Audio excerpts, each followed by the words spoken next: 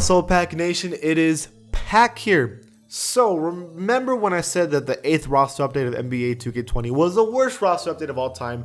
That was technically the last one, but in this video, there was actually one more, kinda. I never talked about it because first, I didn't think it was important, and second, I didn't expect this to probably be the last one, but it is the last one, so I'm going to cover it right now. It is the injury roster update, but not only that, 2K, when you play Start Today, has their own roster updates every single day, and it hasn't changed ever since the NBA stopped or suspended.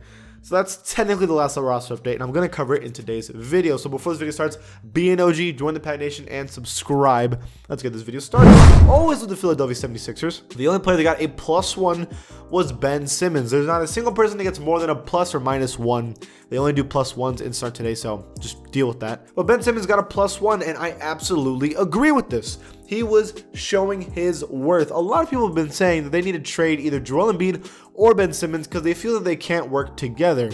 Despite what you feel about that, and Joel Embiid being injured sometimes, Ben Simmons steps up and plays fantastic with 17 points a game, 8 rebounds, 8 assists, so almost averaging a triple-double, efficiently has a 33% field percentage, but he's only shot like 2. And on top of all that, an elite defender. He's a really important piece to this team.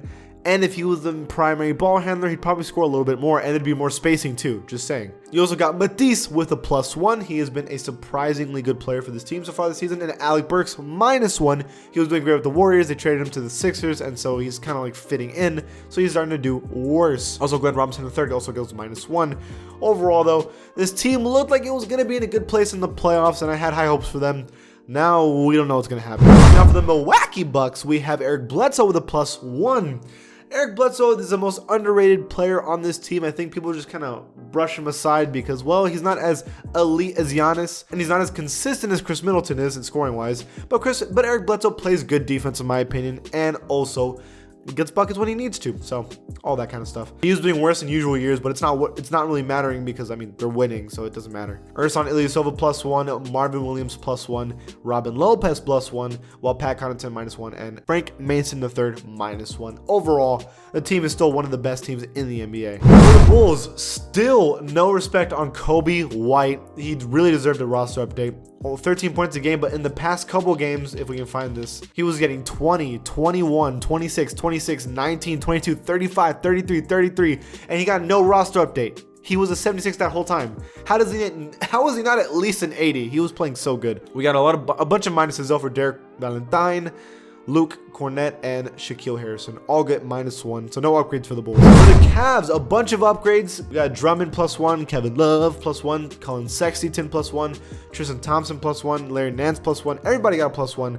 Larry Nance Jr. finally goes back to the 80 overall club. Everybody got a +1. Garland, Exum, Deladova. I'm assuming they were winning more games. I'm not gonna lie to you, I don't know how the Cavaliers were doing. They lost 1, they won 2, maybe, I don't know. Okay, the Celtics, no big player changes, but Marcus Smart goes +1 as their premier lockdown defender. Javonte Green goes -1, while Romeo Langford goes +1, and Carson Edwards goes -1. This team I actually thought were a sleeper to contend for the title at least. I actually thought they had a genuine chance of doing something. Now that Jason Tatum's I just realized this. Jason Tatum's officially a higher rating than Kemba Walker this year. Kemba Walker was like the best player on this team all year, and Jason Tatum finally passed him. That's kind of crazy. It's nutty. For the Clippers, Kawhi +1, making him tied for the best player in the NBA now, which I personally agree with, by the way. And Paul George +1. Still 91 overall, though. I mean, both of them missed half the season because they kept trading places of being injured. It was interesting. Reggie Jackson finally back in the 80 overall club. Patrick Beverley 79. Zubac goes +1. Landry Shamet +1. And JaMychal Green +1. And all these guys +1 as well. Grizzlies, the entire team +1. That's because they're surprised everyone with a playoff position of 8th seed. And maybe the Pelicans could have taken it from them, but John Morant was really leading this team to a playoff position. And that's crazy to be an 85 overall rookie, and he earned every single second of it. Yeah, literally this entire team got +1. Like, everyone. It's crazy. For the Hawks, Jeff Teagle's +1. Now, he was traded into the team, so it's probably a rocky start for him. Let's see if he started to do better. Hey, they got to win. And he does okay. He's a backup point guard now, and he's getting backup point guard numbers, which is expected. As long as he's efficient, which I'm assuming he is. Let's see. He's kind of efficient. He has a good 3-point shooter. For the Miami Heat, Jimmy Butler +1, almost back into the 90 overall club. A lot of people passionately believed that Jimmy Butler should have been a 90 overall this season. He was only 1 overall away. For the Hornets, just a downgrade on Miles Bridges and an upgrade for Nicholas Batum. Nothing really else. So Devontae Graham ends up being the best player on the Hornets this season, right behind Scary Terry and Cody Zeller. For the Jazz, the only player to get an upgrade was Mike Conley and Joe Ingles. Now, the thing about Mike Conley is that he struggled a lot this year, like a lot. In the past couple of games, though, with a 13 points, 6 rebounds, 7 assists game, a 25-point game, he started to pick up the pace a little bit, and he's still a good defender. So, I mean, he's definitely a backup point guard for this team that did better, but he started the season off pretty rough. So it's glad that he kind of got better throughout the year. For the Kings, Rashawn Holmes goes down 1, but still in the 80 overall club. This guy really stepped up from last year. If you look at his stats, I mean, a huge upgrade. He went from 8 points a game to now 13 a game, 5 rebounds to 8 rebounds. A pretty big upgrade for this team. For the Knicks, a lot of downgrades for RJ Barrett, because he was doing pretty cheeks that whole season. I did feel like he started doing a little better. 16 points, 17 points, 27, 19, and a couple wins too. I mean, I feel like he started to do better, but he was pretty inconsistent this year. He played as I expect a rookie who's expecting to be a great player to be. He did okay, but he definitely needs to grow, and I think he will. He's only 19.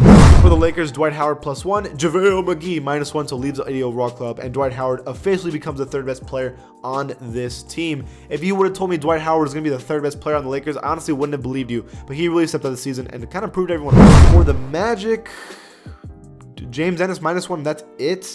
This is a very mid team. They're not bad, they're not good, they're just and that's just how they've been for the past couple years, I think. For the Dallas Mavericks, Maxey goes to the 80 overall club for the first time in his 2K career, so good for him. Honestly, there's a lot of players on the team that could be in the 80 overall club, like Tim Hardaway Jr., Dwight Powell. Dwight Powell's pick and roll game with Luka is ridiculous.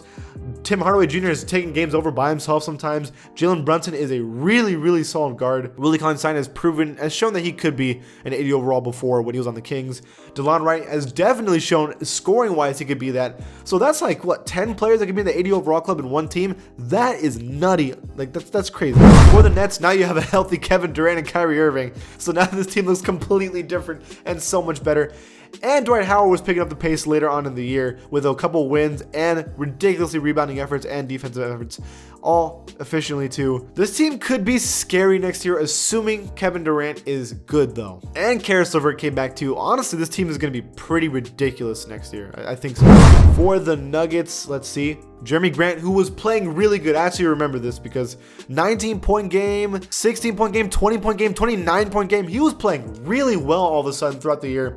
Really, I think one of the more improved players this year. Not the most, but one of the more improved players of the season. And Gary Harris +1. I told you, man, that dude was a 76 overall. They used to have him at like an 82. Overrated. I'm sorry, don't dislike the video just for that. I'm sorry. Okay, for the Pacers, Victor Oladipo, who came back from injury, started to pick up the pace a little bit with a 27-point performance and a 16, 16, 19. He did really step up, and they would have been solid in the playoffs too. I really do believe that. It's a shame, man. I really hope the season gets to restart soon because he was really picking it up, and the Pacers were looking good, dude. And Miles Turner back in the 80 overall club. For the Pelicans, Drew Holiday back up +1 with a 37-point performance, 20, 19, 27-point performances with a triple-double. He was also stepping up, and this team was looking like they could totally have made the playoffs and passed the Grizzlies. It would have been possible, but we'll never know. For the Pistons, Derrick Rose +1, solidifying himself as the best player on this team. Blake Griffin comes back injury-free, but is that real? Is that even possible? This dude's injured all the time. And Christian Wood didn't get an upgrade. I feel like he should have because he was playing amazing. 22 points, 30 points, 29 points. I mean, he had almost a 20-point game every game for like 2 months. That's insane. And he didn't get an upgrade. For the Raptors, Kyle Lowry +1 as is tradition. And Fred VanVleet 83. That's so why I never thought Fred VanVleet could ever be an 83 overall, and yet here we are as the 3rd best player on the Raptors. Isn't that crazy to say out loud? Like, and OG Anunoby 80 overall club. Like, Robert Covington +1, Eric Gordon +1, and PJ Tucker +1. I feel like this team was definitely finding their footing again. Also, I feel like Russell Westbrook should have been in the 90 overall club also, but whatever. For the Spurs, So we weren't actually winning. We won one game against Dallas, and that was it. But we were losing for sure. I don't think we would have made the playoffs. We weren't far. I think we were like 3 games behind. And DeMar DeRozan has been playing way better than the record shows. This dude is averaging 22 points a game on 53% field goal percentage. That's so good. On 6 assists and 6 rebounds almost. That's such good numbers. It's just we weren't winning, and we were playing better too. That's gonna hurt me. I'm gonna dread not knowing if we're gonna make the playoffs. The Suns, just a bunch of downgrades because they lose, but it's a bunch of players. It was side players. At the end of the day, I think they could be a good team. It just maybe next year. The Thunder, who surprised everyone with a good playoff position this year. Steven Adams +1. 85 overall, only averaging 11 points a game, 10 rebounds, but it's what he does defensively, and he also is very efficient with that 60% field goal percentage. It's crazy. And Dennis Schroeder at 82 overall. It's been a while since he's been that high up. It's ever since like he was on the Hawks. He hasn't been that high up. The Timberwolves get Josh Okogie +1, and that's literally all they got for this team. For the Trailblazers, Hassan Whiteside 88 overall. I think that's his highest rating ever. You know, he really kind of had a comeback season. I know the Blazers weren't really doing anything, and the kind of player he is kind of dying out, but 16 points a game on 14 rebounds a game on extreme efficiency on 3 blocks. I mean, this is like a 90s and 2000s team dream player to have. It's just in this NBA, it's like not what we need anymore. But I feel like that's not fair to him because he's doing a fantastic job, and I wouldn't ask him to change because he's doing great. It's just, it's not enough for this team. Also, CJ McCollum, everybody got +1 on this team, like everybody, because they were winning lately. Because Dame Lillard was going insane with 29 points a game this season on 8 assists. He was literally trying to carry this team, and he still couldn't get him into a playoff position. Warriors, Steph Curry +1 because he came back and kind of stepped up. I don't know how Klay Thompson got a +1 when he was dead. Andrew Wiggins +1. This team's interesting now, injury-free.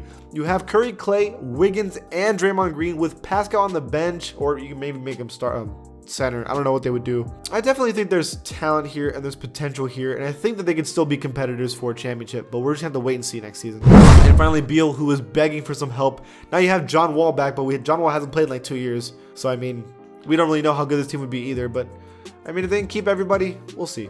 Okay, guys, that is the last roster update of NBA 2K20, unless the season starts again soon, which I doubt. That's probably the last one of this year. What do you guys think about it? Leave it in the comments below. Do you guys agree with 2K or disagree? If you like this channel, give it a sub, and I'll see you guys next time.